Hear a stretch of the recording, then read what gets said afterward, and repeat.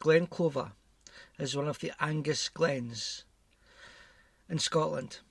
It sits a few miles northwest of the town of Kirriemuir. It is a beautiful, tranquil place, a remote place, sheltered from evil. But that was not always the case, for in the early 1700s, a dark cloud hung over the glen. Donald McAllister, a young shepherd, moved from Glen to Glen Clova. Donald had a new job, looking after the local laird's sheep. Donald was a quiet, thoughtful, shy man, a hard worker who quickly gained the respect and trust of his employer. The folk in the glen, or at least some of them, thought Donald somewhat aloof. He kept himself to himself and never socialised with the other inhabitants. One winter's night, the minister in the glen, Mr. Ramsay, was called out to one of the cottages to administer the last rites to a dying parishioner. The minister trudged to this house through thick snow. He tended to the sickly person and then left to make his way back to the manse that stood near the church of Clova. It was dark and cold, with a fierce wind blowing snow up the glen. Ramsay stumbled through the snow, fighting the wind in total darkness. Nothing to light the way apart from a small lamp he was carrying. The minister could feel the tiredness creep through his body as the conditions sapped his strength as he battled his way home. In the dark, Ramsay became disorientated. He could not make out any landmarks or light shine through the blackness like a beacon that would guide the way home to safety. The minister stumbled and fell into the snow. He dragged himself up and took another few steps before falling down again. Now Mr. Ramsay did not have the strength to pull himself up. He lay in the snow, closed his eyes, and felt a warmness creep over him. Donald McAllister was out tending his sheep, looking for any strays and bring them back to shelter. Satisfied he'd gathered all of them, he started to make his way home. As he struggled through the storm, he saw a snow-covered figure lying on the ground. Donald ran towards this person. As he bent down, he could see that it was Mr. Ramsay, the minister. Donald felt for a pulse and could find a very faint one. He knew that Ramsay was close to death as he threw the minister over his shoulder and quickened his pace into almost a jog, headed for home. When he reached his house, McAllister was exhausted. He threw open the door and placed his unconscious burden in front of the glowing peat fire. He knew he had to warm the minister up as quickly as possible. Slowly, Ramsay regained consciousness, and the next morning, when the weather improved, he was able to walk, aided by Donald, back to the manse, where he met a group of locals organising a search party for the missing minister. When news of the minister's plight and rescue spread through the glen, all the locals viewed McAllister as a hero, someone who'd certainly saved the life of the popular and respected minister. Donald, to his discomfort and embarrassment, became something of a celebrity in Glen Clova. He had certainly caught the attention and admiring glance of a certain Alice Grant. Alice was a servant lass in a neighbouring farm to the one which Donald worked on. She had already noticed this young shepherd before, but now she really noticed how handsome Donald was.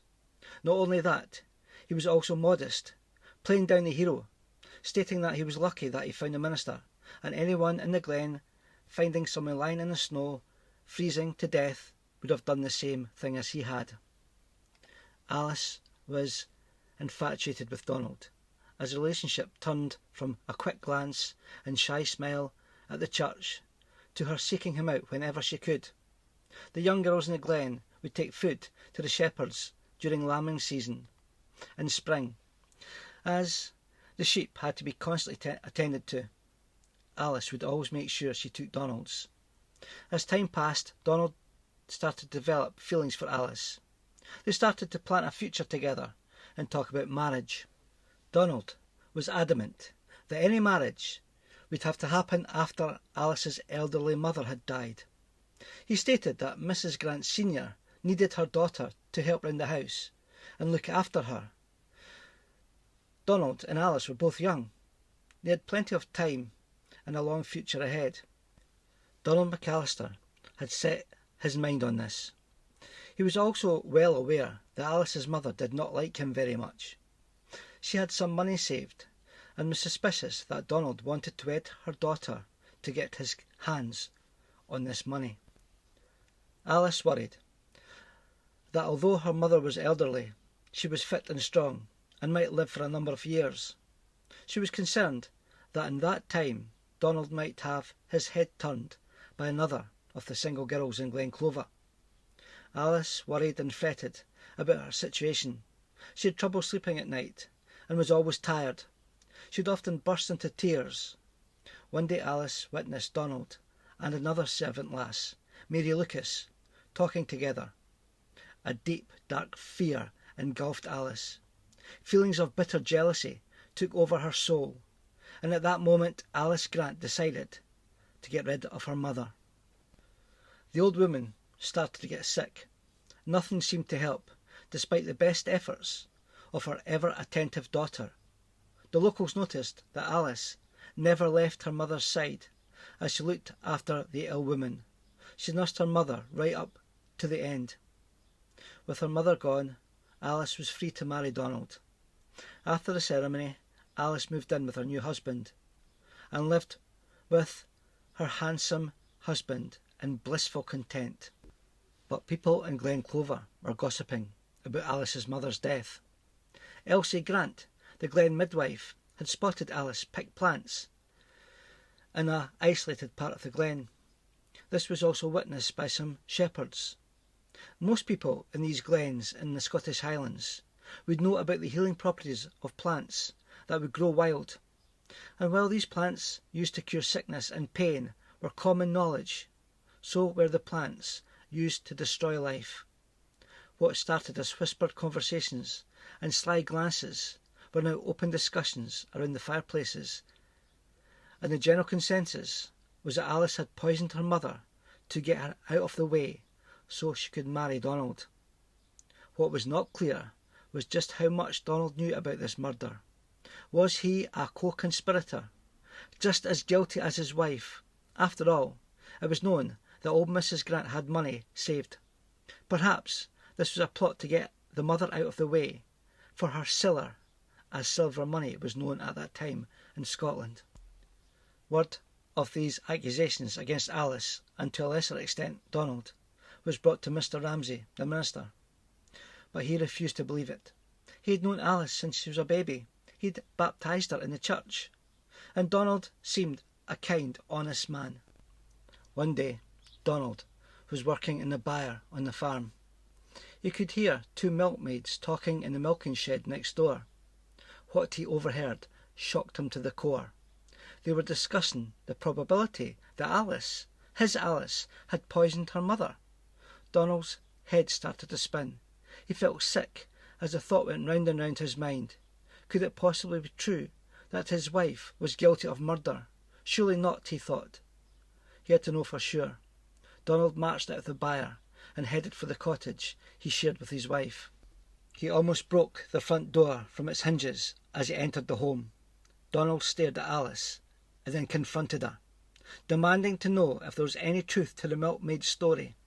Alice stood deadly still as she listened, her eyes filled with tears, as she ran towards her husband and threw herself at his feet, begging forgiveness. Donald, his voice full of anger and disbelief, told Alice that he could never love a murderess, and their marriage was over. Alice Grant stood up and ran from the cottage, her husband's rebuke ringing in her ears. Her world had fallen apart in an instant. She ran and ran towards the River Esk that runs through the glen. The water was in spate and angry after days of rain. Without a second's thought, Alice threw herself into the ice-cold water. The lifeless body of Alice Grant was fished out of the river a few days later, and unusually for someone who destroys their own life, she was buried within the church grounds at Clova. Donald, unable to live in Glen Clova after the tragedy that had befallen him, left to return to Glen. But that is not the end of the story, for it is said that the restless ghost of Alice Grant haunted the cemetery of the small church at Clova. Alice could be heard night after night wailing and begging forgiveness for the terrible crime she committed. Her apparition was spotted either in the kirkyard or at the spot in the hills where she picked a deadly concoction of poisonous plants she would use to kill her mother. Ramsay, the minister, would try and exorcise the tormented soul of Alice Grant. He was spotted late at night by Andrew Cameron, the gravedigger, and shepherd Sandy Bruce, kneeling in the graveyard beside the grave of Alice, his long white hair streaming in the wind, praying that she should find some peace. Still, the hauntings continued. The locals would stay away from the church and the spot in the hills during the hours of darkness.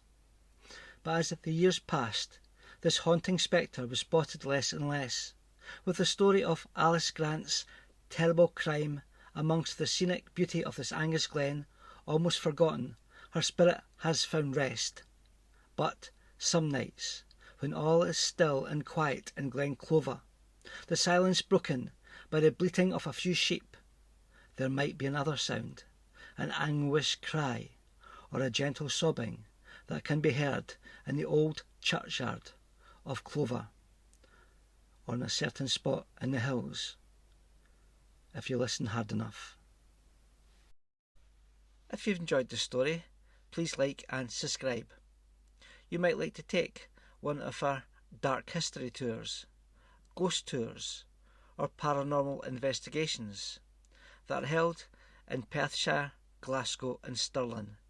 If so, please visit our website, which is www.historyandhorrortours.com. Thank you.